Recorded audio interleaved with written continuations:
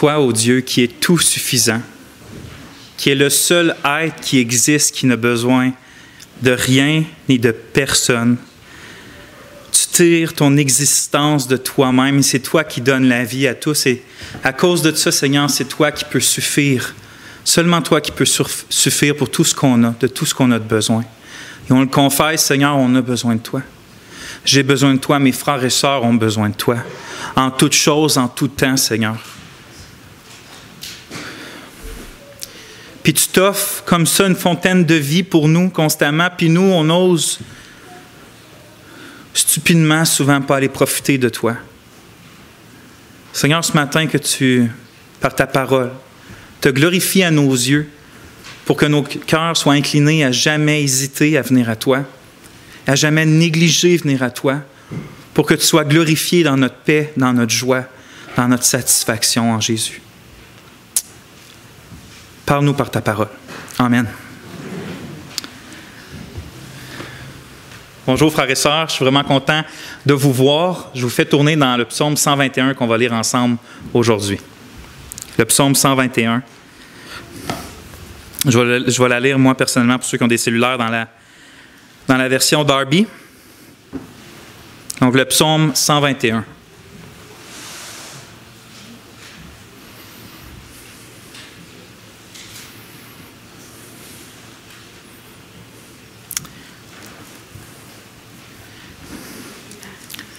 Donc, je commence à lire la parole de Dieu. Cantique des degrés. J'élève mes yeux vers les montagnes. D'où me vient mon secours? Mon secours vient d'auprès de l'Éternel qui a fait les cieux et la terre. Il ne permettra point que ton pied soit ébranlé. Celui qui te garde ne sommeillera pas. Voici, celui qui garde Israël ne sommeillera pas et ne dormira pas. L'Éternel est celui qui te garde. L'Éternel est ton ombre à ta main droite. Le soleil ne te frappera pas de jour, ni la lune de nuit. L'Éternel te gardera de tout mal. Il gardera ton âme. L'Éternel gardera ta sortie et ton entrée, dès maintenant et à toujours. Amen. On va commencer par proclamer une vérité que j'ai jamais vu un chrétien nier. Une vérité absolue. Même si aujourd'hui beaucoup rejettent ce concept, nous qui confessons Dieu, on sait que les vérités absolues existent. Et une de ceux-là, c'est que nous avons tous constamment besoin d'aide. Comme je vous ai dit, je n'ai jamais vu un chrétien nier ça. Personnellement, j'ai toujours besoin d'aide en toutes choses, puis dans peu importe quelle circonstance que je suis. Je ressens constamment, ou même je devrais plus dire, je sais avec certitude qu'en moi, il y a une telle faiblesse, puis une telle incapacité que je ne peux absolument rien faire de bon par moi-même. Donc, il n'y a rien que je peux réussir à accomplir de réellement bon par moi-même. Je me sens souvent, comme beaucoup d'entre vous, dépassé dans bien des choses, dans tout en fait. Je constate avec chagrin mes nombreuses erreurs à cause qu'il y a du péché en moi, puis parce que je ne fais pas les choses parfaitement. Des erreurs qui causent du tort aux gens que j'aime le plus.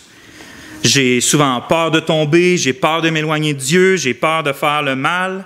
Quand je regarde ma relation avec Dieu, dans mon mariage, avec ma famille, avec l'Église, quand je pense à l'évangélisation du monde, à tout ce qu'on doit faire, tout ce que Dieu nous demande de faire, comment arriver à faire tout ça de la bonne manière sans rien négliger jamais? Ce que l'apôtre Paul dit en 2 Corinthiens 2,16, j'aime bien ces paroles. En fait, je ressens souvent le fardeau de ces paroles-là, ou la réalité de ces paroles-là plutôt. Qui est suffisant pour ces choses? Qui est suffisant? Qui est assez? Qui a assez en lui pour faire ces choses? Puis dans le contexte, c'est la proclamation de la parole, bien sûr. J'ai donc besoin d'aide, c'est une vérité absolue, mais il y en a un autre qui est vérité absolue, c'est que vous aussi, vous avez besoin d'aide, tout comme moi. Il y a certains d'entre vous ce matin qui vivent présentement dans la maladie ou dans des blessures. Il y en a d'autres qui ont perdu des êtres chers.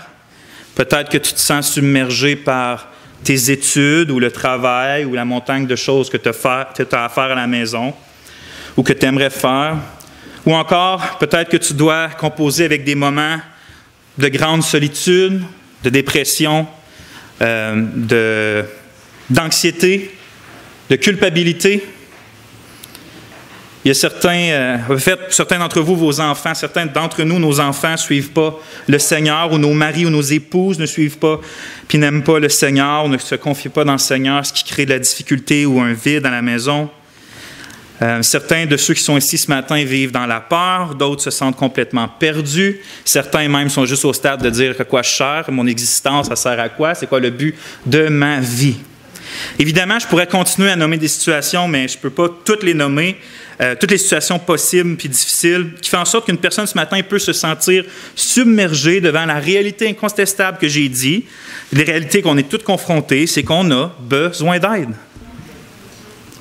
Maintenant, la question cruciale devient donc celle-là. Où pouvons-nous trouver cette aide? Ou je pourrais nommer une autre question qui lui est semblable. Comment être réconforté, puis comment être fortifié dans nos vies, puis dans nos cœurs, et ça, peu importe la circonstance difficile dans laquelle on serait jeté ou confronté.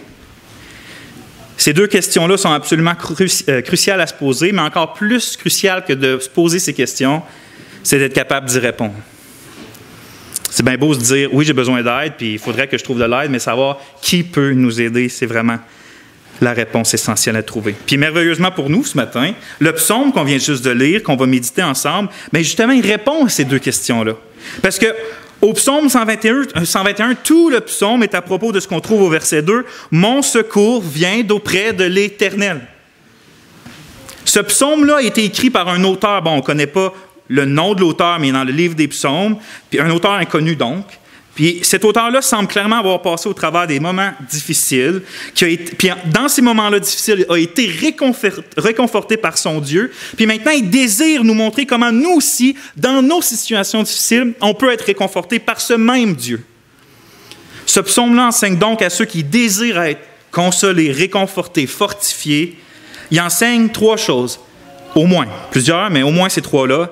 Quelle attitude on doit avoir, vers qui regarder, puis qui est celui qu'on regarde, en fait.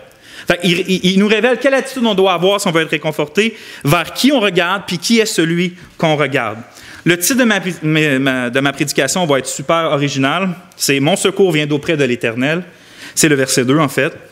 Puis on va méditer les trois points que je viens de nommer. Le premier point qu'on va voir ensemble, c'est l'attitude du réconforté. Je l'appelle, l'auteur n'est pas là, fait que je l'appelle le réconforté, ou celui qui va être réconforté. On va voir quelle attitude il doit avoir. Deuxièmement, où regarde le réconforté? Et troisièmement, le Dieu qui garde le réconforté. Il y a 6 fois le mot « garde » dans ces 8 versets-là. Il y a 6 fois le verbe où que Dieu garde son peuple, où Dieu garde celui qui se confie en lui. Il apparaît 6 fois dans ces 8 versets-là. Et donc, je vais prier rapidement, puis on se lance là-dedans. Seigneur, ta parole est tellement riche de trésors succulents pour nos âmes, puis aujourd'hui, on a tous besoin. Et on te prie, Seigneur, de remplir ces besoins-là par ta présence dans nos vies, par le Christ, par ton Esprit. Amen. Donc, le premier point, c'est l'attitude du réconforté. Regardez ce qu'on lit au verset 1.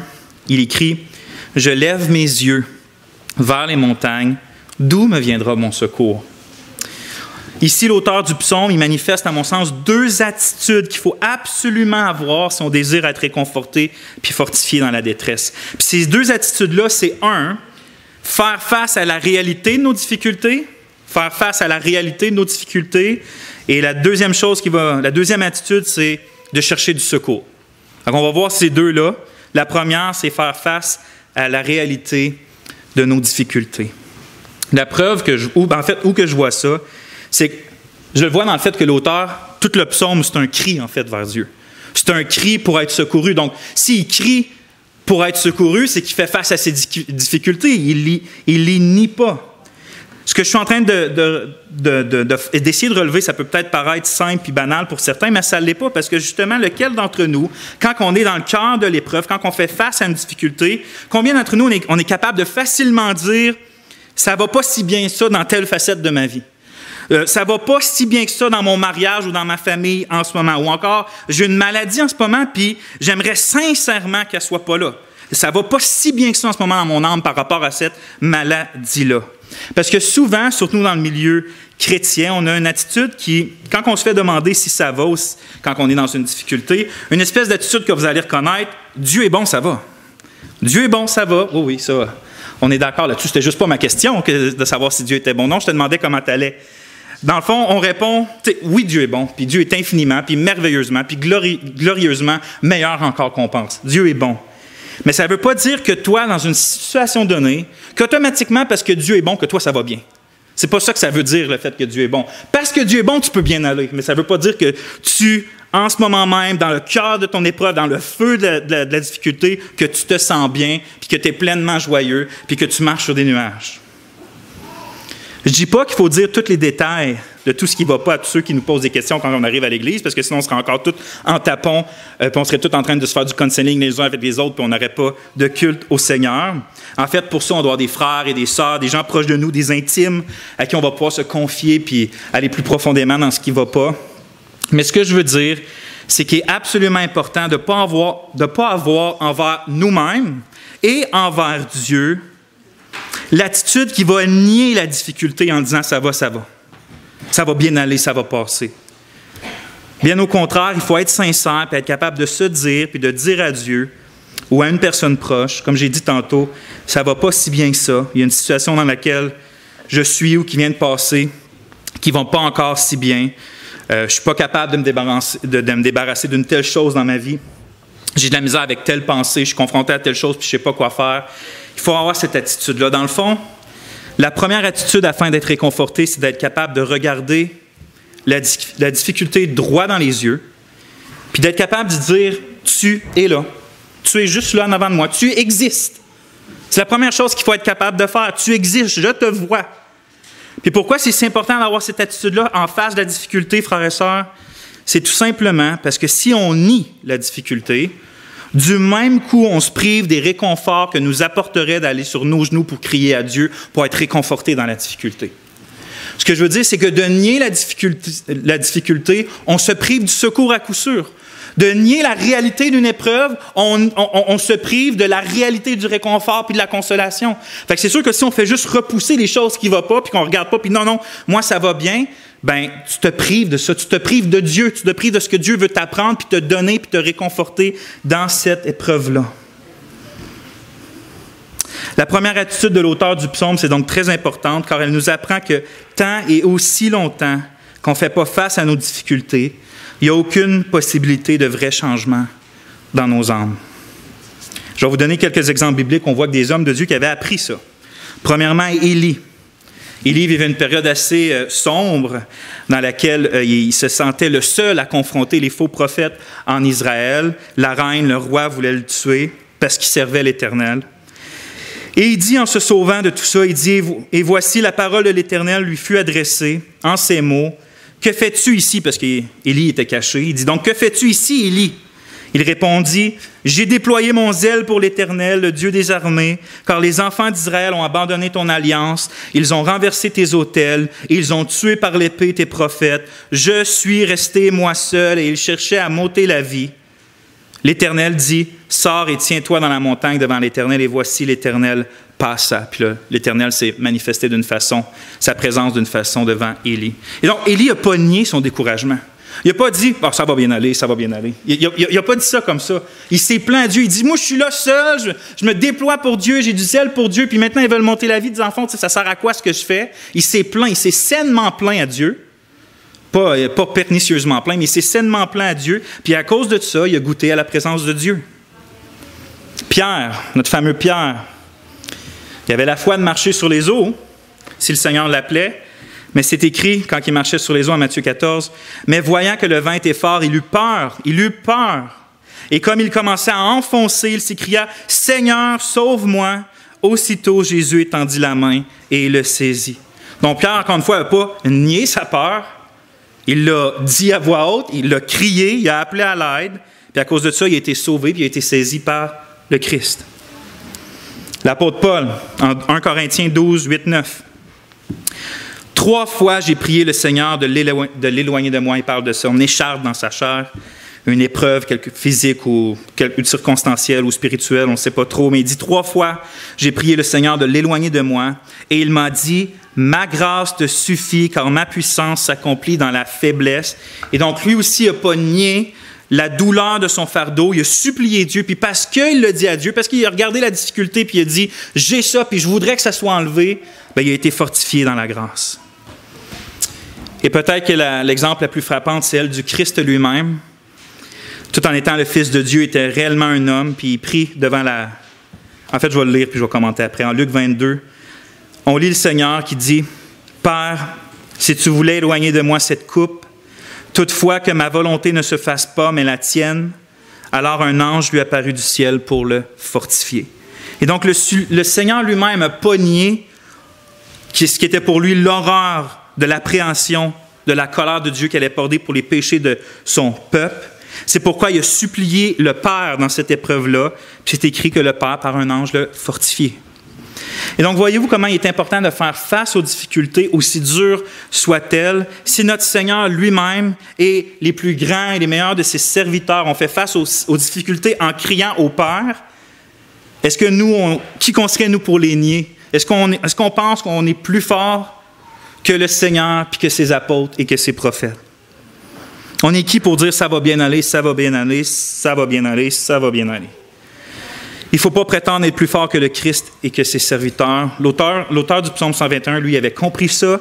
C'est pour ça qu'il n'avait pas simplement l'attitude de faire face à ses difficultés, mais il a aussi l'attitude de chercher du secours. Et on est rendu justement à cette deuxième attitude-là qu'on voit dans le texte, qui est en face de la difficulté, il cherche du secours. Parce que, frères et sœurs, il y a un danger, ce que je viens juste de dire, un grand danger, parce que je vous ai dit qu'il faut regarder puis fixer la difficulté droit dans les yeux. Et je le pense, pour ne pas la nier, mais le danger, ça serait de laisser nos regards fixés là, de sorte qu'on voit juste la difficulté. C'est-à-dire qu'on fixe la noirceur, on fixe ce qui va mal, puis on ne voit que ça. Il n'y a plus rien qui va bien, puis il n'y a pas d'espérance possible. Il y a juste cette grosse boule-là noire dans notre vision, puis il n'y a rien d'autre. Le danger, c'est donc de fixer seulement le problème sans aller chercher du secours auprès de Dieu, comme fait l'auteur du psaume 121. Parce que si on fait ça, à quoi ça va nous conduire? À quoi ça conduit les gens quand ils voient juste la difficulté à laquelle ils doivent faire face? Ils tombent dans l'apitoiement, ils tombent dans la dépression, ils tombent dans la grande mélancolie, puis etc. Mettez-en des maladies de l'âme comme ça. Ils tombent dans tout ça au lieu d'être réconfortés. Alors oui, il faut regarder la difficulté, mais il faut ensuite chercher à regarder ailleurs.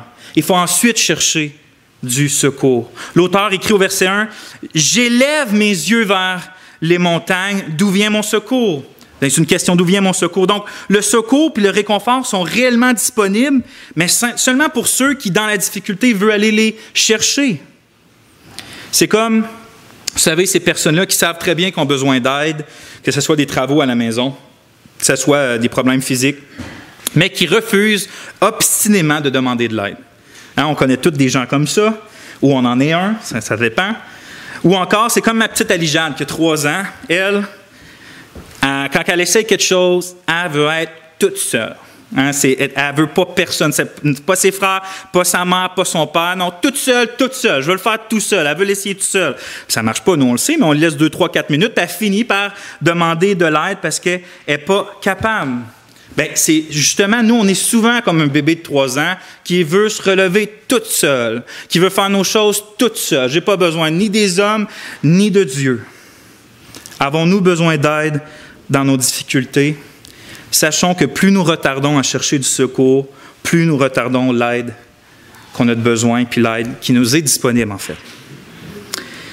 Ainsi, le verset 1 nous apprend l'attitude qu'il nous faut tous avoir lorsqu'on désire être réconforté puis fortifié dans notre difficulté. C'est que 1, il faut faire face à l'épreuve et 2, il faut chercher du secours. Maintenant, c'est beau savoir qu'il faut chercher du secours, mais comme j'ai dit au début, il faut savoir où le chercher. Ça nous amène à mon deuxième point de la prédication, qui est où regarde le réconforté. Où regarde le réconforté.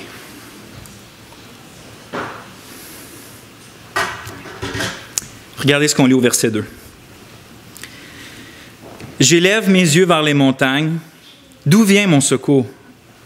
Mon secours vient d'auprès de l'Éternel qui a fait les cieux et la terre. La première chose que je remarque, je ne sais pas si vous le remarquez, c'est que l'auteur, il ne regarde pas à lui-même. Il dit « j'élève mes yeux ». Et si souvent, nous, comme je viens de dire, notre premier réflexe, c'est de regarder pour se sortir d'une difficulté, pour s'améliorer, pour réussir quelque chose qu'on a le goût de faire ou se relever, on regarde à nous-mêmes. On a de l'air de quoi? On a juste l'air de des personnes qui essayent de se lever en tirant après leur lacet. C'est ça qu'on a de l'air. On essaye de se lever nous-mêmes, mais ça ne marche pas, se lever nous-mêmes. Quand on est à terre et qu'on n'est pas capable de se relever, on a absolument besoin de quelqu'un d'extérieur qui vient nous relever. La solution quand on est dans la détresse, quand on est dans la dépression, quand on est dans l'anxiété ou dans la peur ou quand on est dans la noirceur, c'est jamais, mais jamais, mais jamais d'aller regarder dans le miroir. Jamais. Il n'y a aucun secours dans le miroir. Je parle quand on se regarde nous-mêmes. Il n'y a aucun secours à regarder là parce que, comme on l'a dit au début, on est des gens qui ont tout le temps besoin. On est des gens qui sont faibles spirituellement, comme physiquement aussi, on est faibles. On est des poussières qui marchent. Oui, on a un âme, on n'est pas capable de s'aider nous-mêmes. Regardez dans 1 Corinthiens 10, 12. Paul, il nomme juste avant ça toutes les fois où Israël a grandement chuté en face de la tentation. Puis il résume après ça, puis les conséquences que ça a emmené dans le désert. Il dit « Ainsi donc, que celui qui croit être debout prenne garde de tomber. » En face de la tentation, on n'est pas capable de tenir nous-mêmes. C'est Christ qui nous aide à tenir. Quand on tombe, on n'est pas capable de se relever nous-mêmes. C'est Christ qui nous relève. Le Christ lui-même a dit en Jean 15, 5, « Sans moi, vous ne pouvez rien faire. » Moi, c'était ma grande maladie spirituelle avant d'être à Christ. Et même dans la première année et demie de ma vie chrétienne, ma grande maladie, c'était de penser que je pouvais le faire moi-même. Quand j'étais pris dans la drogue, j'allais m'en sortir moi-même. Quand j'étais tanné de prendre la drogue, justement, je disais, demain, c'est fini. 3 heures après, j'en recherchais. C'est de même pour tous mes péchés. Puis quand je suis devenu chrétien, c'est une des grandes leçons que Dieu m'a appris par l'Évangile, c'est que justement, je ne pouvais pas moi-même. Parce que c'était la même chose. J'étais comme, OK, aujourd'hui, j'ai pas parlé de toi, j'ai fait ci, j'ai péché, mais demain, je vais faire mieux, Dieu. Demain, je vais me lever. Je vais te prier. Je vais faire ci pour toi. Je vais me repentir. Puis ça ne marchait pas. Je tombais dans une espèce de cercle vicieux dans lequel je pensais pouvoir être capable de faire des choses, je ne les faisais pas. Je me sentais mal, je disais je vais faire mieux, je ne faisais pas mieux, je me sentais encore plus mal. Et ça, c'était à l'infini jusqu'à temps que je vois le Christ briller, puis que le Père me le montre, puis qu'il me dit « c'est pas toi qui fais les choses, c'est lui en toi. Donc, supplie-le lui, espère en lui, confie-toi en lui. » Et là, ça a commencé à marcher. J'ai commencé à être consolé, j'ai commencé à plus avoir de honte, j'ai commencé à être fortifié pour agir la vie chrétienne comme Dieu le demande. Mais la force ne se trouvait pas en moi, la grâce se trouvait en lui qui agit en moi. Et donc, l'auteur ne regarde pas à lui-même. Il dit « j'élève mes yeux ». Mais après, il dit « j'élève mes yeux vers les montagnes ». Et là, ça peut paraître bizarre, mais je dis qu'il ne regarde pas aux montagnes. Il lève ses yeux vers les montagnes, mais ce n'est pas les montagnes qu'il regarde. C'est quoi les montagnes? Il faut savoir que ce psaume-là, même avant ça, les montagnes dans le livre des psaumes, puis même dans tout l'Ancien Testament, fait c'est soit des montagnes littérales, ou souvent dans les psaumes, ça fait référence à... C'est symbolique, c'est-à-dire que ça fait référence à quelque chose de stable. Souvent, le peuple de Dieu est comparé à Sion, qui est la montagne où Jérusalem était. Souvent, les nations, les royaumes des nations, où le royaume de Dieu est comparé à une montagne. Par exemple, on lit dans Daniel, dans le rêve des Nebuchadnezzar, qu'il y a une pierre qui se détache des cieux sans l'aide d'aucune main, puis qui tombe détruire la statue qui sont les royaumes humains. Puis quand un coup qu'elle détruit les statues, cette pierre-là devient une grande montagne qui remplit la terre, qui est le royaume messianique. Donc, c'est encore là démontré par une montagne. Et là, l'auteur du psaume 121, il faut savoir qu'on est dans les Cantiques des degrés dans le livre des psaumes. C'est un mini-recueil où que les pèlerins qui partaient de la nation d'Israël pour se rendre à Jérusalem au temps des grandes fêtes, tout le monde partait puis se montait à Jérusalem. C'est pour ça que c'est les Cantiques des montées ou des degrés. Mais c'est un recueil que les pèlerins chantaient. Et quand on allait à Jérusalem, on s'approchait des montagnes qui entouraient Jérusalem. C'est comme si le pèlerin s'en va vers Jérusalem, puis il chante ce psaume-là, puis il dit, j'élève mes yeux, puis il voit les montagnes, puis il dit, je regarde vers les montagnes, d'où va me venir le secours. Vous savez, dans le fond, c'est comme s'il sait que le secours, il n'est pas en lui. Donc, il lève les yeux vers les montagnes qui entourent Jérusalem, qui est un symbole de force, un symbole de protection. Puis il se demande où il va vraiment trouver le secours qu'il a tant de besoin. C'est comme s'il se demande si le secours peut vraiment venir de ce monde-là, puis de ce qu'il y a de meilleur, puis de plus stable dans ce monde, dans cette vie. Il ne regarde pas à lui, mais il ne regarde pas aux montagnes non plus. On pourrait dire que les montagnes, pour nous aujourd'hui, c'est tout ce que ce monde-là a de meilleur à offrir, la sagesse, la psychologie, le sport, la moralité, la religion, n'importe quelle idole n'importe quel réconfort, n'importe quelle sécurité que ce monde-là nous offre, même les bonnes comme la famille, la maison, le travail, l'argent. Mais comme l'auteur, alors que nous nous mettons vraiment à regarder vers les montagnes qui nous entourent, on réalise assez vite que c'est des fausses sécurités, puis des faux réconforts qu'elle nous offre, puis on crie « D'où va me venir le secours? » Si ça ne vient pas de moi, puis si ça ne vient pas des montagnes qui nous entourent, les meilleures choses de cette vie-là, d'où va me venir le secours? Mon secours vient d'auprès de l'Éternel qui a fait les cieux et la terre. Après avoir regardé avec ses yeux charnels les choses les plus stables de cette vie sans y trouver du réconfort, sans y trouver la sécurité puis le secours que tant de besoin, l'auteur continue de lever ses yeux, mais maintenant n'utilise pas ses yeux charnels, utilise les yeux de la foi pour regarder vers l'invisible, vers celui qui a créé toutes les choses visibles.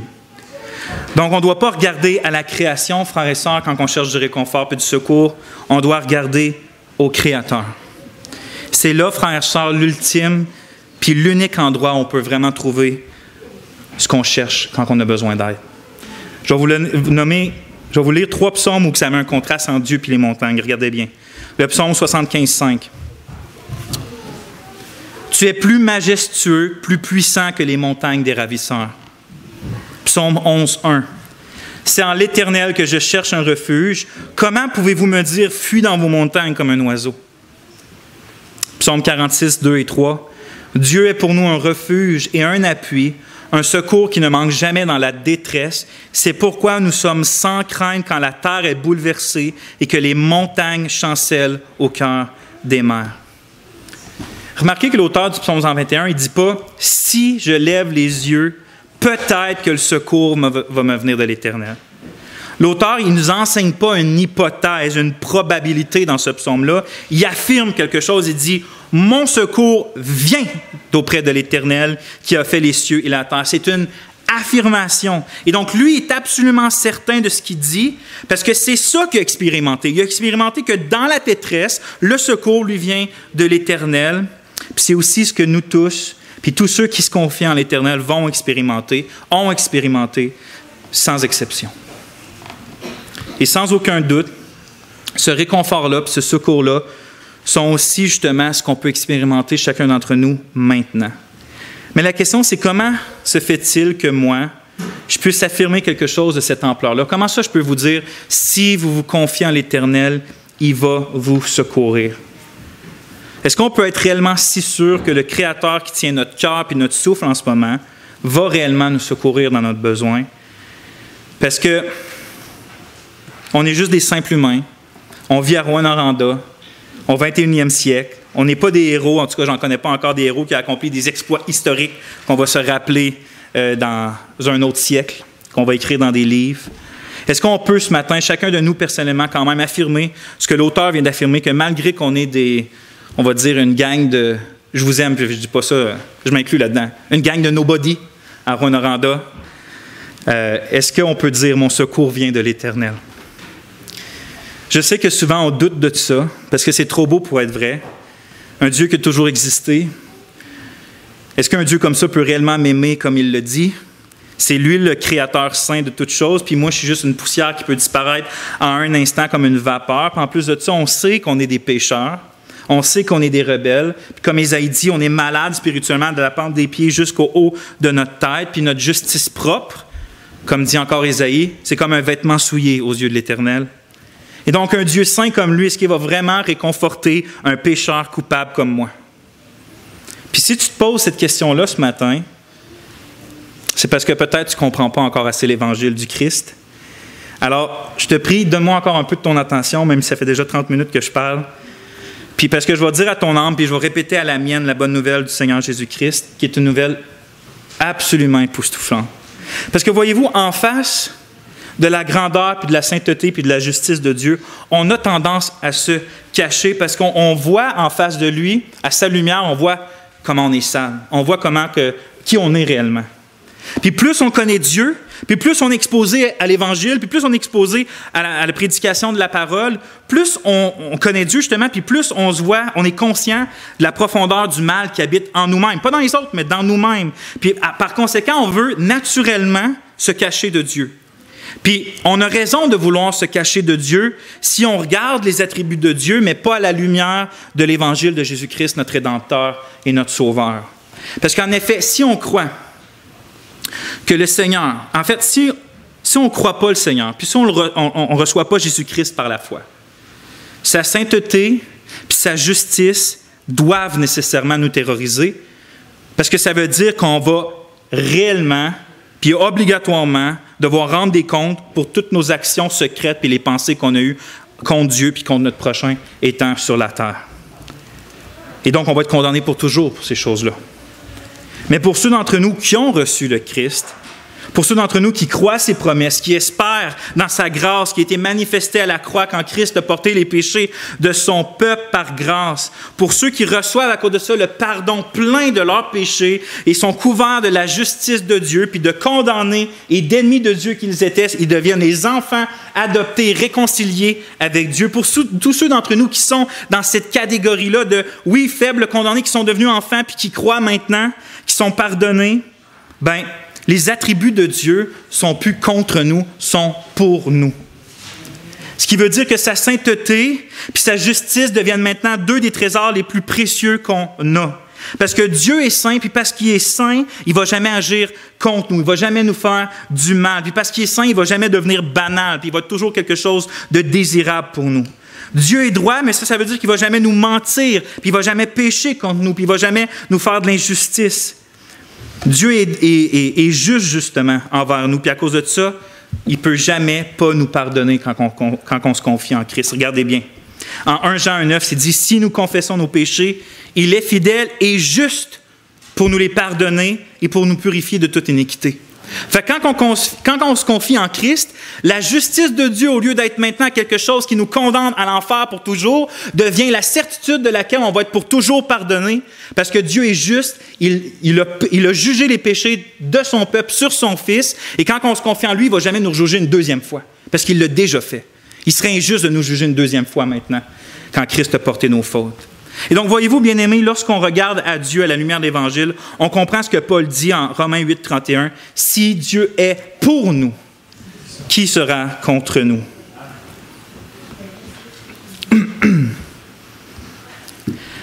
Pensons-nous vraiment que le Père a envoyé le Fils dans le monde, donné sa précieuse vie pour amener des pécheurs à Dieu, pour ensuite hésiter, que nous on hésite, de venir dans sa présence quand on a besoin d'être secouru?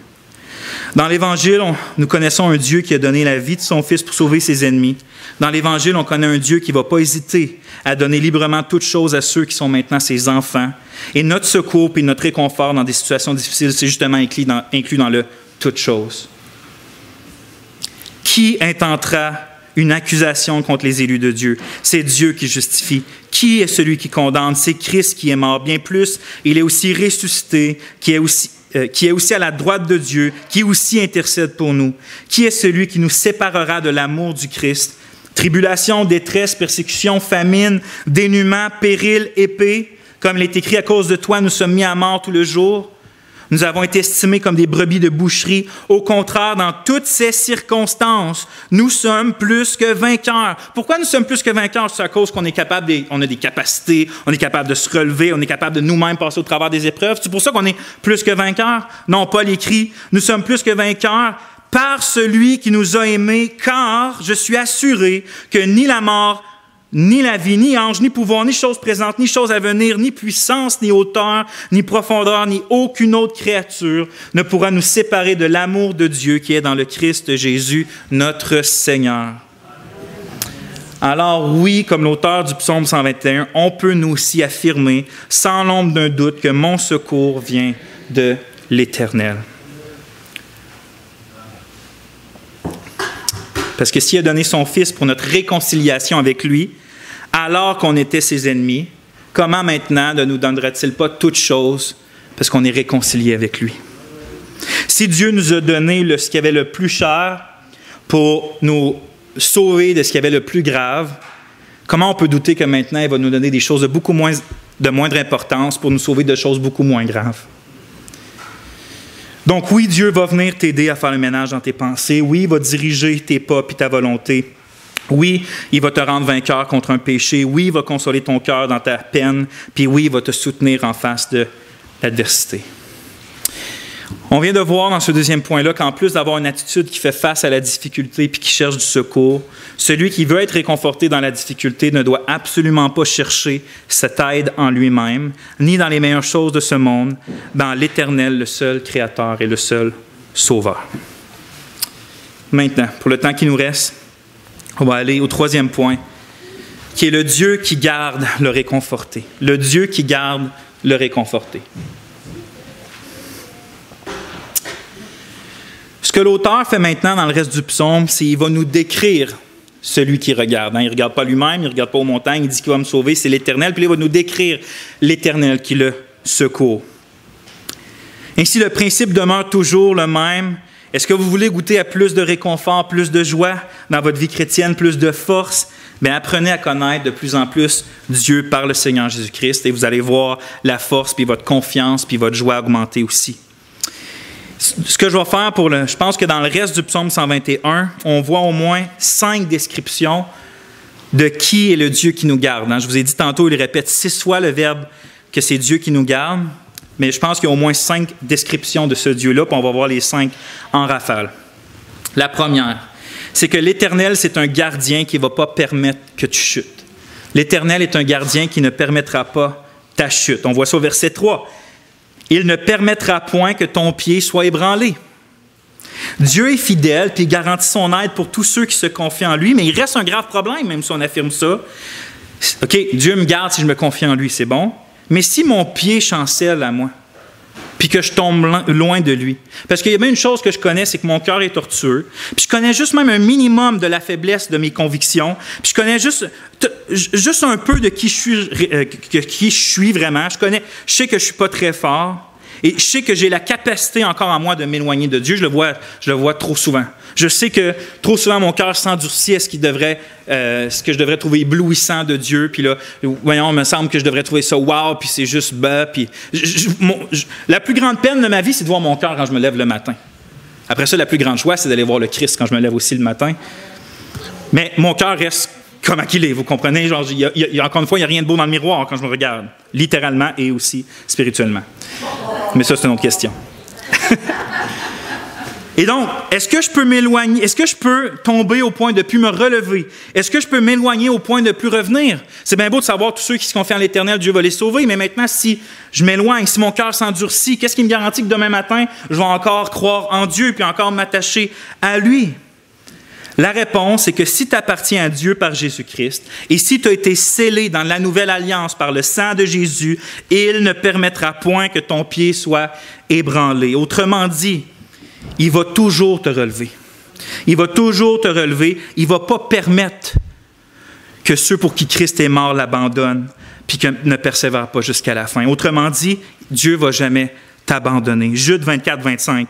Or, à celui qui a le pouvoir, regardez bien, à celui qui a le pouvoir de vous garder sans que vous bronchiez. C'est Dieu qui a ce pouvoir-là de nous garder sans qu'on bronche et de vous placer irréprochables devant sa gloire dans l'allégresse. Ô Dieu, notre Sauveur, par notre Seigneur Jésus-Christ, gloire, majesté, force et pouvoir, dès avant tout siècle et maintenant et pour tous les siècles. Amen. Et donc, il faut se rappeler dans nos difficultés, puis dans nos doutes et nos souffrances, que la main puissante et fidèle de Dieu nous agrippe et nous garde, même quand nous, on n'a pas la force de s'agripper à lui. Dieu ne fait pas que nous communiquer des grâces lorsqu'on a la foi, il nous donne aussi la grâce de nous garder dans la foi.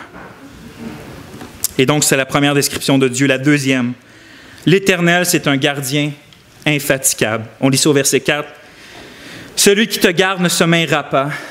Voici celui qui garde Israël ne sommeillera pas et ne dormira pas. » Vous savez, Alexandre le Grand, l'un des plus grands conquérants de l'histoire, quand il a pris possession de l'immense empire perse au 4e siècle avant Jésus-Christ, il a pris ça très rapidement. Puis quand il y a un témoignage à un moment donné qui est écrit sur lui, si c'est vraiment vrai ou pas.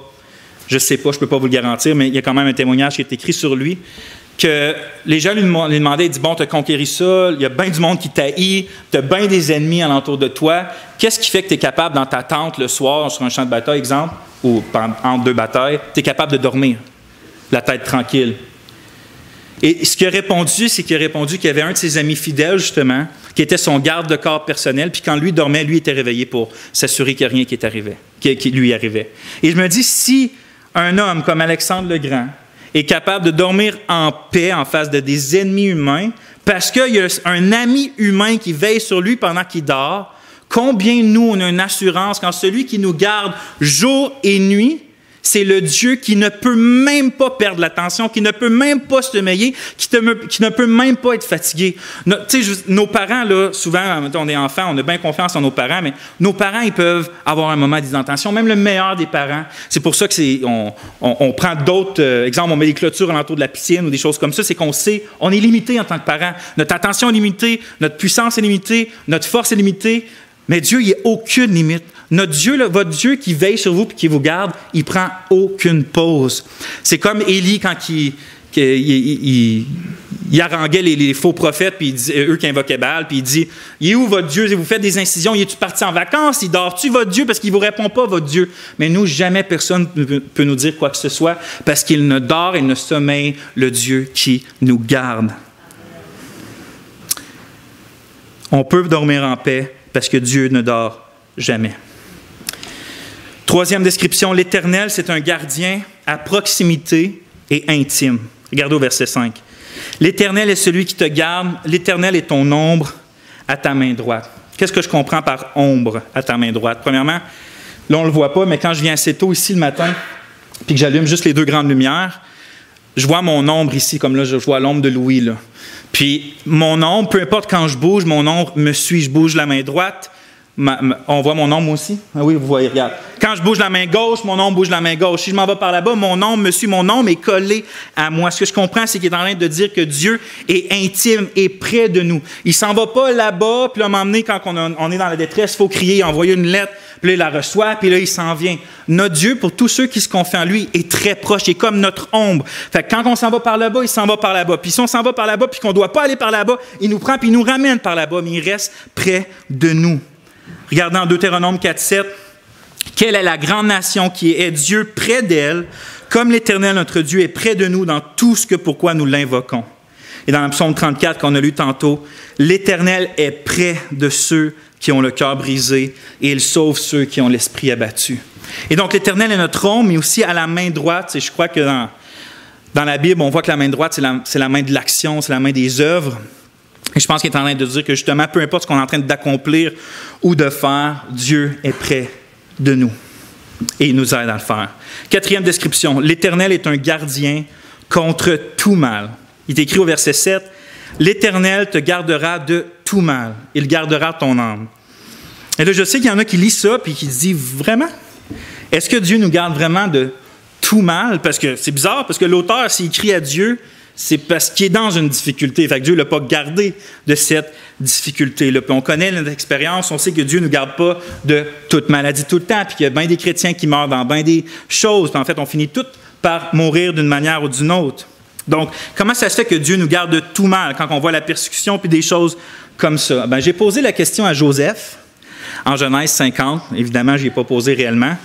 Mais je lui ai posé la question parce que lui, justement, il n'a pas été gardé de tout mal. Il était vendu par ses frères, il a été vendu en Égypte, ensuite il s'est fait faussement accuser, puis il a été jeté en prison, puis vous connaissez la plupart d'entre vous son histoire, mais il est arrivé du mal.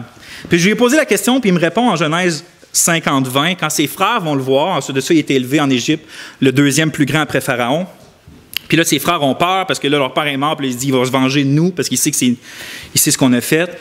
Et donc, ils viennent le voir, puis lui, il répond de ne pas s'inquiéter parce qu'il dit au verset 20 de Genèse 50, « Vous aviez pensé du mal contre moi, Dieu l'a pensé en bien. » Et donc, le même événement, c'est littéralement le même verbe. Dieu, vous l'avez pensé en mal, Dieu l'a pensé en bien. C'est pas que Dieu a changé en bien. C'est que le même événement, d'un point de vue humain, c'était des hommes qui avaient le péché dans leur cœur et qui voulaient faire le mal. Mais d'un point de vue divin, c'était permis afin que Dieu accomplisse quelque chose de plus grand, qui était le bien, qui était sauver son peuple de la famine.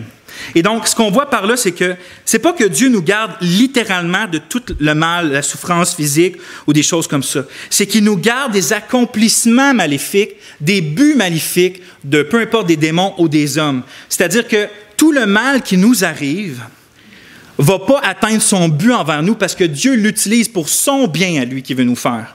C'est comme, Romains 8, 28. Nous savons que toutes choses travaillent ensemble. Toutes choses travaillent ensemble pour le bien de ceux qui aiment Dieu, de ceux qui sont appelés selon son propos. Et donc, c'est comme quand que, vous savez, c'est l'inverse de quand on veut, il y a un médicament qu'on veut donner à nos enfants, puis ils veulent pas leur santé, fait qu'ils veulent pas le prendre absolument parce que ça goûte mauvais. Puis, qu'est-ce qu'on fait? C'est qu'on le cache souvent comme dans quelque chose qui goûte bon, des bonbons, des purées ou des fruits, des choses comme ça, parce qu'on veut que ça goûte bon dans leur bouche, puis finalement, ils ont le médicament. Fait qu'on cache le goût mauvais dans quelque chose de bon. Mais Dieu, lui, il fait souvent l'inverse avec nous. Il cache quelque chose de bon dans quelque chose qui a un goût mauvais, qui est nos difficultés. 2 Corinthiens 4, 17, on lit « Car nos légères afflictions du moment présent produisent pour nous. » C'est les afflictions, ils produisent quelque chose pour nous. Produisent pour nous, au-delà de toute mesure, un poids éternel de gloire, parce que nous regardons non point aux choses visibles, mais à celles qui sont invisibles, car les choses visibles sont passagères et les invisibles sont éternelles. Et donc, par la foi, on est capable que même si nos yeux visibles voient des souffrances, notre corps physique goûte à des souffrances, par la foi, on connaît et on sait que c'est contrôlé par Dieu dans un but et un bien ultime qui est invisible. Et c'est dans ce sens-là que Dieu nous garde de tout mal, c'est-à-dire l'accomplissement du mal dans notre vie, parce que lui, il l'utilise pour faire du bien. C'est pour ça que l'auteur, il dit que l'Éternel te gardera de tout mal, il gardera ton âme. Il gardera ton âme. Et je termine avec le dernier point. L'Éternel est un gardien éternel. L'Éternel est un gardien éternel. Verset 8. L'Éternel te gardera ta sortie et ton entrée dès maintenant et à toujours. C'est-à-dire, le Dieu dans lequel vous vous confiez aujourd'hui, là, on l'a vu de bien des manières, ce n'est pas un Dieu humain, ce n'est pas un Dieu qui change non plus, ce n'est pas un Dieu qui change dans sa volonté ni dans ses désirs. S'il vous a inclus en Christ et qu'il vous a sauvé et que vous vous confiez en lui, il est, dès ce moment-là, et pour absolument toujours, votre gardien. L'Éternel est votre gardien. Je veux dire, y a-t-il une plus bonne nouvelle que ça qu'on a en Jésus-Christ, que l'Éternel, c'est mon gardien. Il me garde dès à présent, il va me garder demain, il va me garder, pour ceux qui sont jeunes aujourd'hui ou ados, il va vous garder dans votre adolescence, puis pour ceux qui sont âgés puis qui sont près de la mort, il va vous garder jusqu'à la fin, comme David disait. Puis ensuite de ça, vous allez être gardé pour l'éternité dans sa joie puis dans sa présence. Donc oui, l'Éternel est un gardien éternel. Et je vais conclure. Souvenons-nous, frères et sœurs, que notre secours nous vient de l'Éternel, et que par conséquent, nous ne devons pas nier nos difficultés, mais nous devons y faire face en cherchant du secours. Secours qui ne se trouve ni en nous, ni dans les choses de cette vie, de ce monde, mais uniquement dans l'Éternel, le gardien qui se trouve tout près de nous et qui nous garde de toute chute, de tout mal, et cela en tout temps et pour toujours. Amen. On va prier. Ô Éternel, encore une fois, des petites paroles humaines qui essaient d'exprimer des choses bien au-delà de ce qu'on peut penser, mais justement, la prière que ton apôtre Paul a fait, moi aussi, Seigneur, je la fais pour nous, c'est que tu nous fasses connaître davantage la hauteur, la largeur, la profondeur, Seigneur, impensable, insondable de ton amour. Que ce peuple qui t'appartient aujourd'hui, par ton esprit, apprenne à se confier jour et nuit en Christ, consolés, fortifie-les. Et Seigneur, ceux d'aujourd'hui qui peut-être encore ne sont pas convertis, ne sont pas passés de la mort à la vie, de la détresse à la joie éternelle. Seigneur, accorde-leur aujourd'hui de venir à toi. Aide-les à se confier en toi. Montre-leur leur misère, mais montre-leur surtout la joie puis la paix qui se trouve en Christ. Mets des gens autour d'eux qui vont pouvoir parler avec pour que, Seigneur, dès aujourd'hui, ils puissent confesser qu'ils ont Dieu pour Dieu.